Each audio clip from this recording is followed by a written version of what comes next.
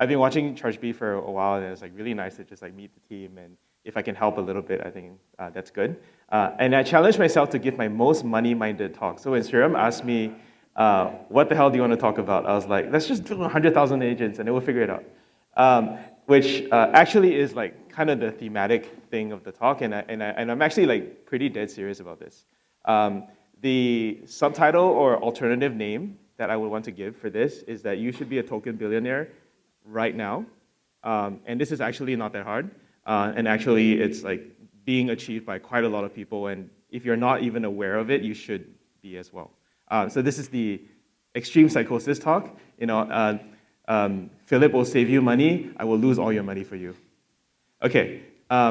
This is very inspired by two pieces of advice that I've kind of very, very much internalized. Naval Ravikant has this philosophy of set an aspirational hourly rate.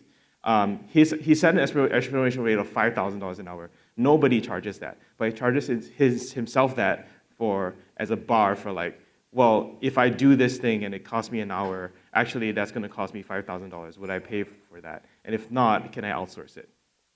The other thing I am really inspired by is Tyler Cowen, who talks about raising other people's aspirations. Because if I can make you more ambitious today, you will go on to do more impressive and ambitious things with your life and your work, and that is actually very good to me and the rest of the world. So those are the two things I want to do. I want you to set an aspirational hourly rate for yourself and your agents, and I want to raise your aspirations as to what you're doing with them right now. Right now. Okay. 3 years ago, OpenAI actually named a 5-step framework for what they thought the progress of AGI would be.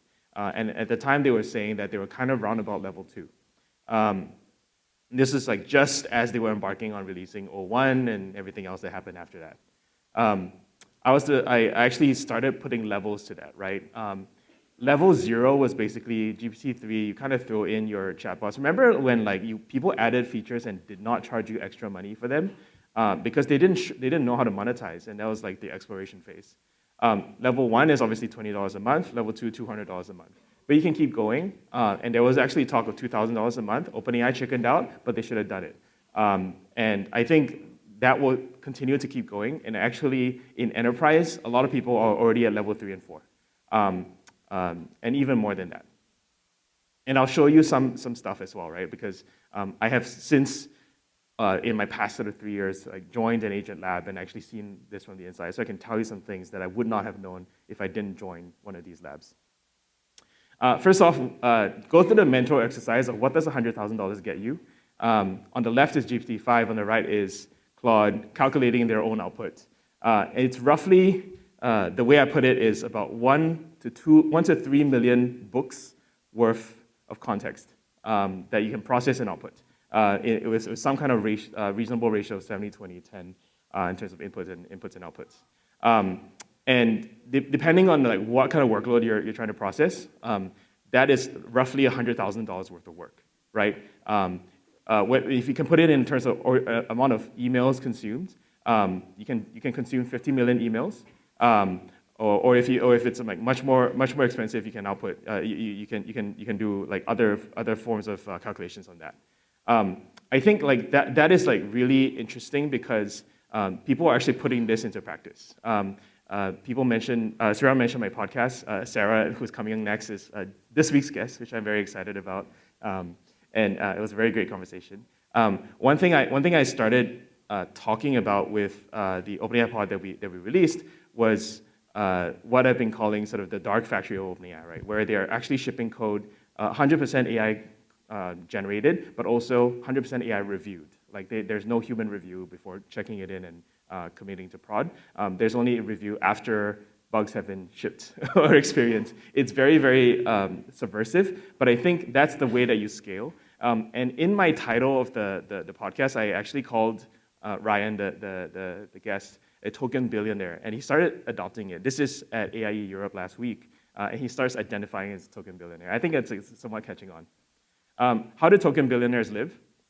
By the way, a billion, for him, a token billionaire means $1 billion a day, which is ridiculous, which is roughly $2,000 to $3,000 a day if you were paying market rates, which obviously he is not. But I do think like That's like the rough level set of what the top of the market looks like. And like, if people are there today, you can reasonably expect in 3 years you will be there.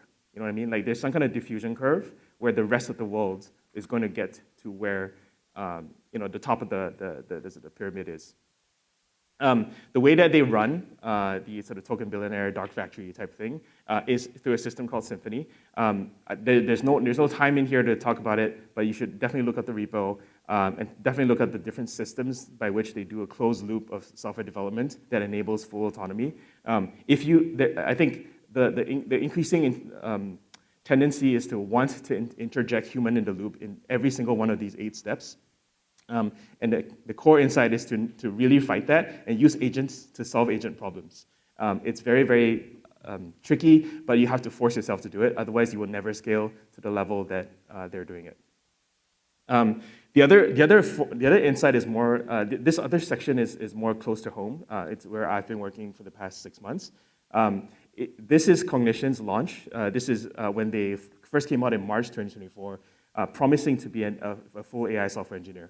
That's 31 million views on their post, and a lot of buzz, and a lot of disappointment because they overpromised and underdelivered in 2024.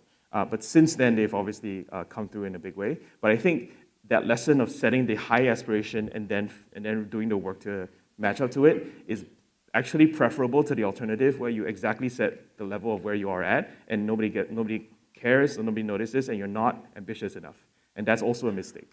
At around about the time I joined was the first time I saw a really big contract renewal, which is something I talked about in the blog post, right? Like I have never seen in any SaaS company a $1 million contract expand more than 10x in 1 year.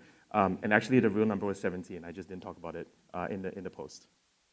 But you like in normal SaaS, you don't see 17x renewals. But that's because like you set the aspiration, you sell the aspiration, and you build to backfill. Once people see that you have traction, and the models also come along, you are actually way ahead of everyone else who hasn't done it. The other thing I really like to point out at a ChargeBee event is I'm very much on the side of usage-based billing. Cognition, like basically one of the reasons that I really like Cognition is they made every choice I would have made in retrospect, but they did it first a year before I did.